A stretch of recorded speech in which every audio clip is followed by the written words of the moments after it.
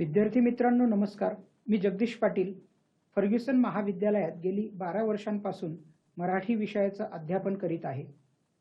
आज आपण इयत्ता 12वी मराठी युवक भारती या पाठ्यपुस्तकातून व्याकरण या घटकातील वाक्य प्रकार व वाक्य रूपांतर तसेच भाषेचे अलंकार या घटकांवर चर्चा करणार आहोत, ते समजून घेणार आहोत. विद्यार्थी मित्रांनो, आपण बोलताना लिहिताना अनेक प्रकारची वाक्य वापरतो. स्वरूपाची वाक्य बोललो तर ती ऐकणाऱ्याला कंटाळवाणी वाटतात. भाषेचा डौल, भाषेचे सौंदर्य हे व्यक्त व्हावे असे वाटत असेल तर छोट्या छोट्या वैविध्यपूर्ण वाक्यातून आपली भाषा डौलदार व परिणामकारक होण्यासाठी वाक्य रूपांतर करायला शिकणे हे महत्त्वाचे असते. वाक्य प्रकार वाक्यातील अर्थावरून, वाक्याच्या रचनेवरून अथवा विधानावरून व क्रियापदाच्या रूपावरून वाक्याचे खालील प्रकार पडतात. तर वाक्याचे जे प्रकार आहेत ते आशयावरून आणि भावार्थावरून तसेच क्रियापदाच्या रूपावरून कसे पडतात ते आपण समोर पाहतो आहोत. आशयावरून आणि भावार्थावरून विधानार्थी वाक्य, प्रश्नार्थी वाक्य आणि उद्गारार्थी वाक्य. क्रियापदाच्या रूपावरून स्वार्थी वाक्य, आज्ञार्थी वाक्य, विद्यार्थी वाक्य आणि संकेतार्थी वाक्य. एक आपण वाक्यप्रकार समजून घेत असताना लक्षात घ्यायचं आहे की विधानार्थी, प्रश्नार्थी व उद्गारार्थी वाक्ये ही होकारार्थी किंवा नकारार्थी असू शकतात. आता विधानार्थी वाक्य म्हणजे काय ते समजून घेऊयात. ज्या वाक्यात केवळ विधान केलेले असते, ज्या वाक्यात केवळ विधान केलेले असते त्यास विधानार्थी वाक्य म्हणावे. उदाहरणार्थ, माझे बाबा आज परगावी गेले. दुसरं वाक्य, ज्ञान संपादनासाठी भरपूर वाचन करावे. तिसरं वाक्य, अजयला क्रिकेट खेळणे आवडते. चौथं वाक्य, समीर लिहित आहे. हे सगळे विधानार्थी वाक्य आहेत. नंबर 2, प्रश्नार्थी वाक्य. आता प्रश्नार्थी वाक्य म्हणजे काय? प्रश्नार्थी वाक्याची व्याख्या आपण या ठिकाणी समजून घेऊ. ज्या वाक्यात प्रश्न विचारलेला असतो त्यास प्रश्नार्थी वाक्य म्हणतात. प्रश्नार्थी वाक्याची ओळख, वाक्याच्या शेवटी प्रश्नचिन्ह दिलेले असते. तर विद्यार्थी मित्रांनो, एक आपण लक्षात घ्यायचं आहे की ज्या वाक्याच्या शेवटी प्रश्नचिन्ह दिलेले असेल ते वाक्य प्रश्नार्थी वाक्य. उदाहरणार्थ, तू मुंबईस केव्हा जाणार आहेस? इथं प्रश्नचिन्ह आहे. स्वयंशिस्त ही खरी शिस्त नाही का? प्रश्नचिन्ह आहे. जगात सर्व सुखी असा कोण आहे? तू कुठे निघाला आहेस? प्रश्न विचारलेला आहे आणि प्रश्नचिन्ह दिलेला आहे म्हणून ते प्रश्नार्थी वाक्य. तू सिनेमा पाहतोस का? आता तिसरं उद्गारार्थी वाक्य म्हणजे काय ते समजून घेऊ. उद्गारार्थी वाक्याची आपण इथे व्याख्या लक्षात घे. ज्या वाक्यात भावनेचा उद्गार काढलेला असतो, जसे वाक्यात भीती, दुःख, आश्चर्य इत्यादी भाव व्यक्त केलेले असतात त्यास उद्गारार्थी वाक्य असे म्हणावे. या वाक्याच्या शेवटी उद्गार चिन्ह असतं. उदाहरणार्थ, किती छान आहे हे फूल. भावनेचा उद्गार आहे नाही का? अरे रे, फार वाईट गोष्ट झाली. तिसरं वाक्य, अरे चा, काय सांगतोस? किती सुंदर देखावा आहे हा. माझ्या गळ्यात पडून नंतर तो भेटला सर्वांना. तर मित्रांनो, आपण हे जे काही वाक्य पाहतो आहोत या सर्व वाक्यांमध्ये कुठेतरी भीती आहे, दुःख आहे, आश्चर्य आहे, हे भाव व्यक्त केलेले आहेत. आणि विशेष म्हणजे वाक्याच्या शेवटी किंवा मध्ये कुठेतरी उद्गारवाचक चिन्ह आलेलं आहे, म्हणून अशा वाक्यांना आपण उद्गारार्थी वाक्य असे म्हणतो. क्रियापदाच्या रूपावरून वाक्याचे प्रकार आता कोणते पडतात ते आपण पाहूयात. तर त्यात स्वार्थी वाक्य. वाक्यातील क्रियापदाच्या रूपावरून नुसताच काळाचा बोध होत असेल तर त्यास स्वार्थी वाक्य म्हणतात. पुन्हा मी याची व्याख्या सांगतो. स्वार्थी वाक्याची, वाक्यातील क्रियापदाच्या रूपावरून नुसताच काळाचा बोध होत असेल तर त्यास स्वार्थी वाक्य म्हणतात. उदाहरणार्थ, 1, मुले घरी गेली, मुले घरी जातील. मुले घरी जातात. आता क्रियापदाच्या रूपावरून म्हणजे गेली, जातात, जातील यावरून आपल्याला काय लक्षात येतोय? काळाचा बोध लक्षात येतो आहे. ते वाक्य वर्तमान काळातलं आहे, ते वाक्य भूतकाळातलं आहे अथवा ते वाक्य भविष्य काळातलं आहे. नंबर 2, खेळाडू मैदानावर सराव करतात. तिसरं वाक्य, मीरा नाचत असते. आता आज्ञार्थी वाक्य म्हणजे काय ते समजून घेऊ. आज्ञार्थी वाक्याची इथं व्याख्या आपण अगोदर लक्षात घेऊ. वाक्यातील क्रियापदाच्या रूपावरून आज्ञा, आशीर्वाद, प्रार्थना, विनंती किंवा उपदेश या गोष्टींचा बोध होत असेल तर त्यास आज्ञार्थी वाक्य म्हणावे. बघा, वाक्यातील क्रियापदाच्या रूपावरून आज्ञा, आशीर्वाद, प्रार्थना, विनंती किंवा उपदेश या गोष्टींचा बोध होत असेल तर ते वाक्य आज्ञार्थी वाक्य. उदाहरणार्थ, परमेश्वरा मला चांगली बुद्धी दे. आता परमेश्वराजवळ प्रार्थना केलेली आहे चांगली बुद्धी देण्यासाठी, म्हणून इथे प्रार्थना आलेली आहे, म्हणून हे आज्ञार्थी वाक्य. दुसरं वाक्य, मुलांनो चांगला अभ्यास करा. तिसरं वाक्य, तुम्ही नक्की यशस्वी व्हाल. आता तुम्ही नक्की यशस्वी व्हाल म्हणजे असा आशीर्वाद दिलेला आहे, या वाक्यात आशीर्वाद आलेला आहे. मुलींनो रांगेत उभ्या राहा, इथे उपदेश केलेला आहे. म्हणजेच काय की वाक्यामध्ये जर का आशीर्वाद असेल, प्रार्थना असेल, विनंती असेल किंवा आज्ञा दिलेली असेल तर अशा वाक्याला आज्ञार्थी वाक्य असे म्हणावे. विद्यार्थी वाक्य. मित्रांनो, विद्यार्थी वाक्याला इच्छार्थक वाक्य असेही म्हणतात. विद्यार्थी वाक्य म्हणजे काय? वाक्यातील क्रियापदाच्या रूपावरून कर्तव्य, योग्यता, शक्यता, इच्छा इत्यादी गोष्टींचा बोध होत असल्यास त्यास विद्यार्थी वाक्य म्हणावे. उदाहरणार्थ, 1, मुलांनी वडिलांची आज्ञा पाळावी. नंबर 2, मला वर्गात पहिला वर्ग मिळावा. आज पाऊस पडावा. कोरोना महामारी लवकर संपावी. आपण सर्व वाक्य या ठिकाणी पाहिलेत तर लक्षात येईल की मुलांनी वडिलांची आज्ञा पाळावी हे काय आहे? कर्तव्य आहे. मला वर्गात पहिला वर्ग मिळावा ही शक्यता आहे. आज पाऊस पडावा ही शक्यता आहे. कोरोना महामारी लवकर संपावी. म्हणजे आपण अशा पद्धतीने जेव्हा क्रियापदातील रूपावरून कर्तव्य, योग्यता, शक्यता, इच्छा या गोष्टींचा बोध त्या वाक्यातून होत असेल तर त्यास विद्यार्थी वाक्य म्हणावे असं लक्षात घ्या. संकेतार्थी वाक्य. संकेतार्थी वाक्य म्हणजे काय? वाक्यातील क्रियापदाच्या रूपावरून अमुक केले असते तर अमुक झाले असते अशी अट किंवा संकेत असा अर्थ निघत असेल तर त्यास संकेतार्थ वाक्य म्हणावे. आपण परत एकदा संकेतार्थी वाक्य म्हणजे काय ते समजून घेऊ.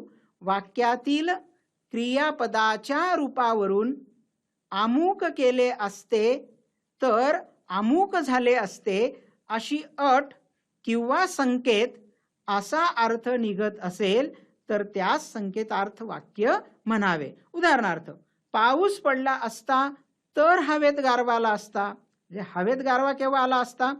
पाऊस पडला असता तर. लवकर आलात म्हणजे बाजारात जाऊ. तिसरं वाक्य, आकाशात ढग गोळा झाले असते तर मोर नाचला असता. म्हणजे असं झालं असतं तर तसं झालं असतं. हे संकेतार्थी वाक्य आहे. जेव्हा आकाशात ढग गोळा झाले असते तरच मोर नाचला असता. पास झालो की पेढे वाटीन. मी पास झाल्यावर पेढे वाटीन. आता अशाच पद्धतीने मित्रांनो वाक्य रूपांतर, एका वाक्याचं रूपांतर दुसऱ्या वाक्यात करणे. वाक्य रूपांतर या प्रक्रियेलाच वाक्य परिवर्तन असेही नाव आहे.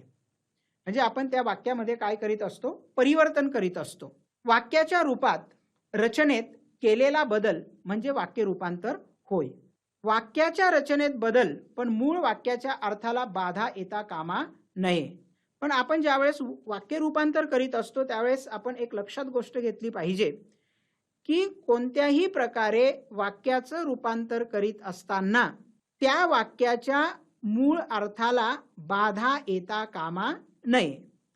उदाहरणार्थ, तो घरी खात्रीने येईन. आता या वाक्याचं जर का आपल्याला वाक्य रूपांतर करायचं असेल तर तो घरी आल्याशिवाय राहणार नाही. म्हणजे तो काय येईल? खात्रीने येईल. माझा आळस तुला माहीत आहे. वाक्य रूपांतर करताना माझा आळस तुला नव्याने का सांगायला हवा. मुलांच्या अभ्यासाची काळजी नको का. आता हे प्रश्नार्थी वाक्य आहे. मुलांच्या अभ्यासाची काळजी घ्यायला हवी असं आपण वाक्य रूपांतर केलं. तर वाक्य रूपांतर करताना एक वाक्याचं दुसऱ्या वाक्यात रूपांतर करताना कोणती गोष्ट लक्षात घेतली पाहिजे किंवा आपण ते वाक्य रूपांतर कसं केलं पाहिजे हे काही उदाहरणं आपण पुढे घेणार आहोतच. तेव्हा वरील उदाहरणावरून असं लक्षात येतं की वाक्य रूपांतरात मूळ वाक्याचा अर्थ हा कदापि बदलत नाही. आता विधानार्थी, प्रश्नार्थी, आज्ञार्थी, उद्गारार्थी, होकारार्थी व नकारार्थी या सर्व वाक्यांचे परस्पर रूपांतर हे कसे होते. सर्वप्रथम आपण प्रश्नार्थी व विधानार्थी वाक्याचे परस्पर रूपांतर करूयात. प्रश्नार्थी व विधानार्थी वाक्याचे परस्पर रूपांतर करताना एक गोष्ट आवर्जून लक्षात घेतली पाहिजे. प्रश्न होकारार्थी असेल तर विधानार्थी वाक्य हे नकारार्थी करावे आणि प्रश्न नकारार्थी असेल तर विधानार्थी वाक्य हे होकारार्थी करावे. उदाहरणार्थ, जगी सर्व सुखी असा कोण आहे हे प्रश्नार्थी वाक्य आहे. या वाक्याचं आपण काय करणार आहोत? विधानार्थी. जगी सर्व सुखी असा कोण नाही हे झालं विधान. निसर्गरम्य स्थान किंवा मंदिर पाहण्यासाठी ही माणसे का जात नाहीत हा प्रश्नचिन्ह आहे आणि त्यामुळे ते प्रश्नार्थी वाक्य आहे. एखादे निसर्गरम्य स्थान किंवा मंदिर पाहण्यासाठी माणसांनी जायला हवे. म्हणजे आपण प्रश्नार्थी वाक्याचं काय केलेलं आहे या ठिकाणी विधानार्थी वाक्य केलेलं आहे. सिंहाला काय भ्या हाय वय कुणाचं आपल्या मराठी युवक भारती या पाठ्यपुस्तकातील आणि गद्यपाठातील हे उदाहरण आहे. आता या वाक्याचं विधानार्थी करा अशी सूचना करण्यात आलेली आहे. तर त्याचं विधानार्थी वाक्य कसं होईल मग? सिंहाला कुणाचंच भ्या नाही. विद्यार्थी मित्रांनो, आता आपण उद्गारार्थी व विधानार्थी वाक्याचे परस्पर रूपांतर पाहूयात. उद्गारार्थी वाक्य अधिक परिणामकारक असतात. म्हणजे उद्गारार्थी व विधानार्थी वाक्याचे आपण जेव्हा परस्पर रूपांतर करतो तेव्हा काही गोष्टी आपण लक्षात घेतल्या पाहिजेत की उद्गारार्थी वाक्ये हे परिणामकारक असतात. दुसरी गोष्ट, या वाक्यातून एखाद्या गोष्टीतील आधिक्य, परिणाम, विपुलता, मोठी संख्या ही परिणामकारकपणे व्यक्त केलेली असते. विधानार्थी वाक्यात विपुलता स्पष्ट करताना खूप, प्रचंड, भरपूर असे शब्द योजावेत. उदाहरणार्थ, ही इमारत उंच आहे. आता ही इमारत उंच आहे साधं सरळ हे विधान केलेलं आहे म्हणून विधानार्थी वाक्य आहे. तर याचं उद्गारार्थी वाक्य मग कसं होईल? केवढी उंच इमारत ही. आपण कोणती गोष्ट लक्षात घेतली होती की उद्गारार्थी वाक्य हे अधिक परिणामकारक असतात. त्यामुळे आपण विधानार्थी वाक्याचं रूपांतर उद्गारार्थी वाक्यात करताना ही इमारत उंच आहे तर उद्गारार्थी कसं होईल? केवढी उंच इमारत ही. म्हणजे इथं आपण अधिक परिणामकारकता दाखवलेली आहे. काय उकडले हो काल रात्री हे उद्गारार्थी वाक्य आहे. या उद्गारार्थी वाक्याचं आपल्याला विधानार्थी वाक्य करायचं आहे. काल रात्री खूपच उकडले. तिसरं, माझ्या गळ्यात पडून नंतर तो सर्वांना भेटला. या विधानार्थी वाक्याचं उद्गारार्थी वाक्य आपण करूयात. माझ्या गळ्यात पडून नंतर तो भेटला सर्वांना आणि शेवटी उद्गारवाचक चिन्ह. वृक्षवेली आपल्याला केवढा तजेला, केवढा विरंगुळा देऊन जातात. उद्गारार्थी वाक्य आहे, त्याचं विधानार्थी आपण करूयात. वृक्षवेली आपल्याला तजेला आणि विरंगुळा देतात. जे आपण काय केलं? केवढा असा जो काही अधिकतेचा किंवा परिणामकारकतेचा भाग आहे तो त्या वाक्यातनं वगळला आणि साधं सरळ विधान केलं. वृक्षवेली आपल्याला तजेला आणि विरंगुळा देतात. होकारार्थी व नकारार्थी वाक्याचे परस्पर रूपांतर. होकारार्थी वाक्याचे नकारार्थी रूपांतर करताना वाक्यातील योग्य शब्दांचे विरुद्ध रूप वापरावे. तुमच्या लक्षात येतंय ना मी काय म्हणतोय? होकारार्थी वाक्याचे नकारार्थी रूपांतर करताना वाक्यातील योग्य शब्दांचे विरुद्ध रूप वापरावे व क्रियापद नकारार्थी करावे. आणि नकारार्थी वाक्याचे होकारार्थी करताना याच्या उलट क्रिया करावी. उदाहरणार्थ, सुधाकर धीट आहे. आता सुधाकर धीट आहे हे होकारार्थी वाक्य आहे. मग या होकारार्थी वाक्याचं आपल्याला काय करायचं आहे? नकारार्थी वाक्य. मग आपण ते कसं करू?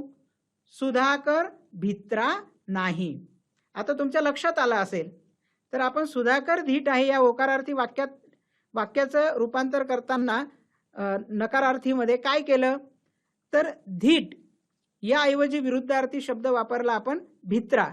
आणि क्रियापदाचा जो शब्द आहे त्याच्याऐवजी आपण क्रियापदाचा शब्द बदलला.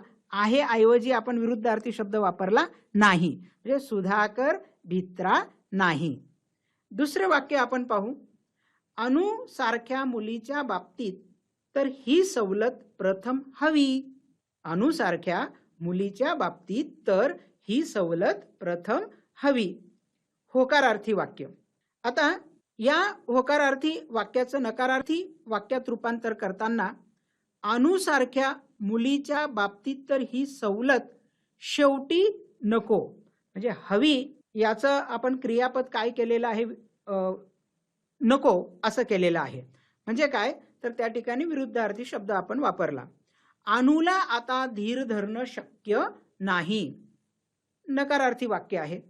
अनुला आता धीर धरणं शक्य नाही. याचं होकारार्थी वाक्य कसं होईल मग? अनुला आता धीर धरणं अशक्य आहे. तर आपण काय केलं? शक्यला अशक्य विरोधी शब्द वापरलेला आहे. अनुला आता धीर धरणं अशक्य आहे आणि विरुद्धार्थी शब्द नाही या क्रियापदाला आहे असा वापरला आणि त्याचं होकारार्थी वाक्य आपण केलं. विरुद्धार्थी शब्द बनविण्यासाठी दोन प्रकार हे आहेत किंवा आपण विरुद्धार्थी शब्द दोन प्रकारे बनवू शकतो. वाक्य रूपांतर करायचं असेल तर शब्दांच्या मागे अ, अन, न, ना, बे, गैर, बिन, विना इत्यादी उपसर्ग जोडून मग मंगल विरुद्धार्थी शब्द अमंगल म्हणजे आपण काय केला? अ हा उपसर्ग जोडला. लायक, नालायक, ना हा उपसर्ग जोडला. वापर, गैरवापर, गैर हा उपसर्ग आपण जोडला. सायास, विना सायास, कळत, न कळत, तक्रार, विना तक्रार, आदर, अनादर. आता दुसऱ्या प्रकारे विरुद्धार्थी शब्द आपण कसा तयार करू शकतो? तर श्रीमंत, गरीब, दरिद्री. म्हणजे श्रीमंत ऐवजी आपण गरीब किंवा दरिद्री हा शब्द त्या ठिकाणी वापरू शकतो. स्वीकारणे म्हणजे स्वीकारणे विरुद्धार्थी शब्द नाकारणे. नफा, तोटा, जलद, सावकाश, सुरुवात, शेवट, ज्येष्ठ, कनिष्ठ. आता तुमच्या लक्षात येईल या उदाहरणांवरून वाक्य रूपांतर करणं हे किती सहज आणि सोपं आहे हे आपण या ठिकाणी लक्षात घेऊ. हे आम्हाला सोयीचे नाही. आता सोयीचे नाही नकारार्थी वाक्य आहे. पण या नकारार्थी वाक्याचं आपल्याला काय करायचं आहे? होकारार्थी वाक्य. हे आम्हाला गैरसोयीचे आहे. तो न अडखडता बोलला. या नकारार्थी वाक्याचं होकारार्थी करताना तो अस्खलित बोलला म्हणजे अडखडता या ऐवजी आपण अस्खलित असा शब्द वापरला. त्याचा अर्ज स्वीकारण्यात आला नाही. या नकारार्थी वाक्याचं होकारार्थी करताना त्याचा अर्ज फेटाळण्यात आला. भारताचा पराजय झाला नाही. मग पराजय झाला नाही याचा अर्थच काय? तर विजय झाला. मग नकारार्थी या वाक्याचं होकारार्थी करताना भारताचा विजय झाला. विधानार्थी व आज्ञार्थी वाक्याचे परस्पर वाक्य रूपांतर. या वाक्यांचे रूपांतर करताना मित्रांनो भावार्थ लक्षात घ्यावा. आज्ञार्थी वाक्यात आज्ञा ही अभिप्रेत असते. विधानार्थी वाक्यात सरळ विधान अभिप्रेत असते. उदाहरणार्थ, तू नियमित व्यायाम कर. आज्ञार्थी वाक्य आहे. त्याचं रूपांतर विधानार्थी मध्ये करताना तू नियमित व्यायाम करावास. जे कर या शब्दाऐवजी आपण करावास असा शब्द वापरला. नागरिकांनी देशासाठी बलिदान करावे हे विधानार्थी वाक्य आहे. याचा आज्ञार्थी करताना मग कसं होईल? नागरिकांनो देशासाठी बलिदान करा. ही चित्र पुन्हा काढून पाठव हे आज्ञार्थी वाक्य आहे. ही चित्र तू पुन्हा काढून पाठवावीस असं त्याचं विधानार्थी वाक्य आपण करू शकतो. ती 7-8 चित्र पुन्हा चितारून दाखवावीस हे विधानार्थी वाक्य आहे. त्याचं आज्ञार्थी वाक्यात रूपांतर करताना ती 7-8 चित्र पुन्हा चितारून दाखव हे झालं आज्ञार्थी वाक्य. तुम्ही मोठे व्हाल तेव्हा या कल्पना प्रत्यक्षात आणा या आज्ञार्थी वाक्याचं तुम्ही मोठे व्हाल तेव्हा या कल्पना प्रत्यक्षात आणावयाच्या आहेत हे विधानार्थी वाक्य आपण या ठिकाणी केलं. तर मित्रांनो, या पद्धतीने आपण वाक्य प्रकार आणि वाक्य रूपांतर म्हणजे काय हे समजून घेतलेलं आहे. आपल्या पाठ्यपुस्तकात व्याकरणाचा आणखीन एक घटक तो म्हणजे भाषेचे अलंकार. आता अलंकार या शब्दाचा अर्थच मुळात दागिना असा आहे. दागिने घातल्यावर माणसाच्या शरीराला शोभा येते, सौंदर्यात भर पडते. जी गोष्ट मानवाच्या बाबतीत तीच भाषेच्या बाबतीतही घडते. आपली भाषा परिणामकारक या आकर्षक करण्यासाठी आपण आपल्या भाषेला सजवतो. प्रतिभावान कवी असेल, लेखक असेल, यात तर ते माहीर असतात. माणसांच्या आयुष्यात सुखापेक्षा दुःखच अधिक असते हा विचार कवी चमत्कृतीपूर्ण शब्दात करताना म्हणतो, एक धागा सुखाचा 100 धागे दुःखाचे, जर तारी हे वस्त्र मानवा तुझी या आयुष्याचे. मित्रांनो, या ठिकाणी आयुष्याला वस्त्र कल्पिल्यामुळे एक साधी कल्पना सुद्धा किती मोहक आणि अर्थपूर्ण वाटते नाही का? अशा चमत्कृतीपूर्ण रचनेमुळे मनाला आल्हाद वाटतो, तसेच भाषेला शोभा येते आणि म्हणूनच या गुणधर्मांना भाषेचे अलंकार असे म्हणतात. अलंकाराचे 2 प्रकार मुख्य आहेत, शब्द अलंकार आणि अर्थ अलंकार. आपण शब्द अलंकार हे इयत्ता 10वी पर्यंत अभ्यासलेले आहेतच. आपल्या पाठ्यपुस्तकात व्याकरण विभागात अर्थ अलंकारातील 3 अर्थ अलंकाराचा प्रकार हा आपल्याला अभ्यासण्यासाठी दिलेला आहे. तर अलंकाराचे 2 मुख्य प्रकार या ठिकाणी आपण अगोदर समजून घेऊ. शब्द अलंकार. आता शब्द अलंकार म्हणजे काय? शब्दांच्या विशिष्ट रचनेमुळे काव्यात किंवा गद्य रचनेत सौंदर्य जे निर्माण होते त्याला शब्द अलंकार असे म्हणतात. उदाहरणार्थ, हटातटाने पटा रंगवून जटा धरिशी का शिरी, तर या ओळीमध्ये ट ट हा शब्द जो काही आहे तो चमत्कृतीपूर्णरित्या तिथं आलेला आहे आणि म्हणूनच तो शब्द अलंकार किंवा त्या शब्द अलंकाराचं उदाहरण हे आपल्याला या ठिकाणी सांगता येईल. अर्थ अलंकार. काव्याच्या किंवा गद्य रचनेच्या अर्थामुळे शब्द चमत्कृती साधली जाते, त्यास अर्थ अलंकार म्हणतात. उदाहरणार्थ, ती गुलाबी उषा म्हणजेच परमेश्वराचे प्रेम जणू. मित्रांनो, मी मगाशी म्हटल्याप्रमाणे की आपण 4 अर्थ अलंकारांचे जे प्रकार आहेत ते आपल्या पाठ्यपुस्तकातून अभ्यासणार आहोत. पहिला अनन्वय, अपनहुती, अतिशयोक्ती आणि अर्थांतरण्यास अलंकार. आता पहिला अनन्वय अलंकार म्हणजे काय? उपमेयाला दुसऱ्या कशाचीच उपमा देता येत नसेल, म्हणजेच जेव्हा उपमेयाला उपमेयाचीच उपमा दिली जाते तेव्हा अनन्वय अलंकार होतो. आता अनन्वय अलंकाराची वैशिष्ट्ये आपण इथं समजून घेऊ. 1. उपमेय एखाद्या गुणाच्या बाबतीत अद्वितीय असेल तेव्हा अनन्वय अलंकार होतो. उपमेयाला योग्य असे उपमान मिळू शकत नाही म्हणून उपमेयाला उपमेयाचीच उपमा द्यावी लागते तेव्हा अनन्वय अलंकार होतो. उदाहरणार्थ, आहे ताजमहल एक जगती तोच त्याच्या परी, म्हणजे ताजमहल हा एकच आहे, तो जगात कुठेच दुसरा होऊ शकत नाही, म्हणजे त्याला कशाचीच उपमा देता येत नाही म्हणून तो अनन्वय अलंकार आहे. झाले बहु, होतील बहु, आहेतही बहु, परंतु या सम हा, म्हणजे अर्जुनासारखा अर्जुनच, दुसरा तो होणारच नाही अशा पद्धतीने इथे सांगितलं गेलेलं आहे, म्हणून हे अनन्वय अलंकाराची उदाहरणं आहेत. आता अपनहुती अलंकार. अपनहुती अलंकार म्हणजे काय? उपमेयाचा निषेध करून उपमेय हे उपमानच आहे असे जेव्हा सांगितले जाते तेव्हा अपनहुती अलंकार होतो. उदाहरणार्थ, न हे नयन पाकळ्या उमलल्या सरोजातील, न हे वदन चंद्रमा शरदीचा गमे केवळ. आता इथं उदाहरणामध्ये दोन ओळी आहेत. न हे नयन पाकळ्या उमलल्या सरोजातील, न हे वदन चंद्रमा शरदीचा गमे केवळ. तर पहिल्या ओळीतील उपमेय आणि उपमान आपल्याला ओळखायचं आहे. तर पहिल्या ओळीतलं उपमेय काय आहे?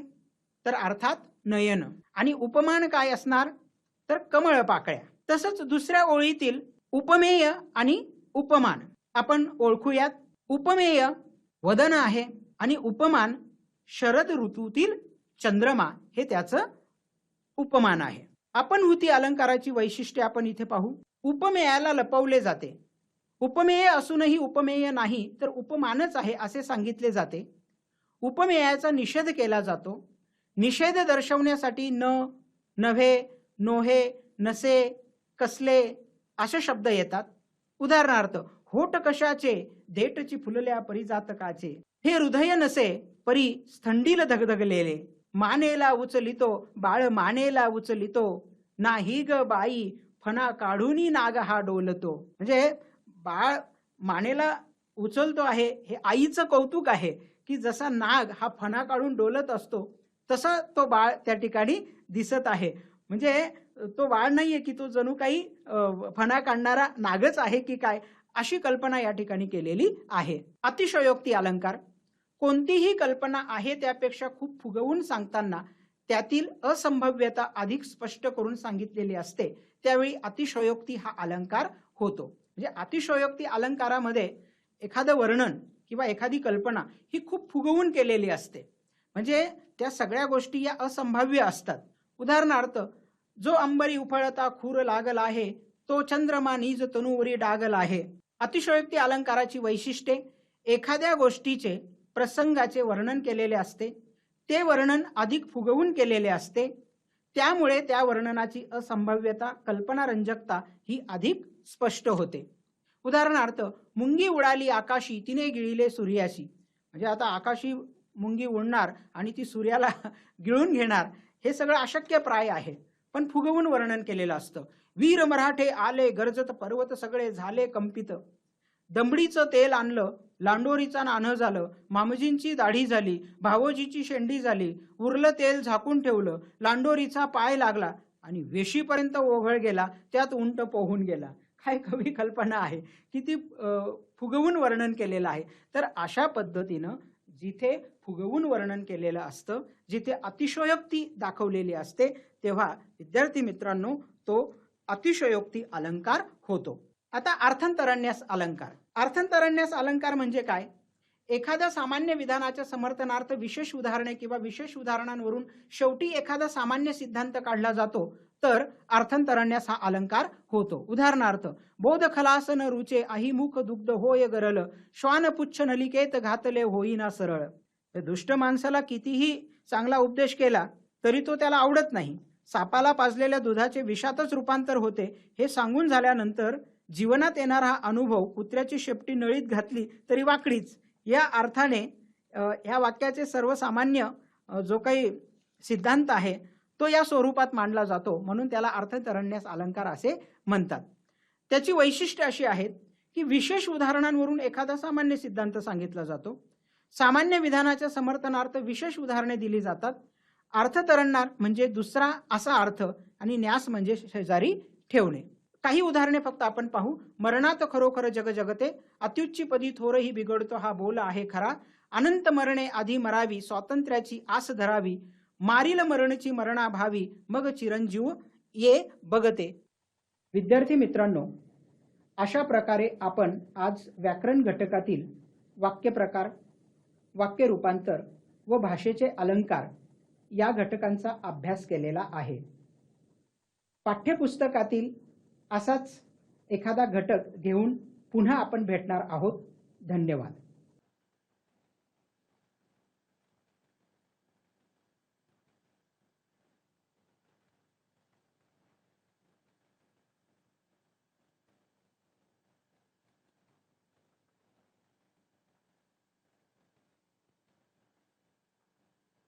you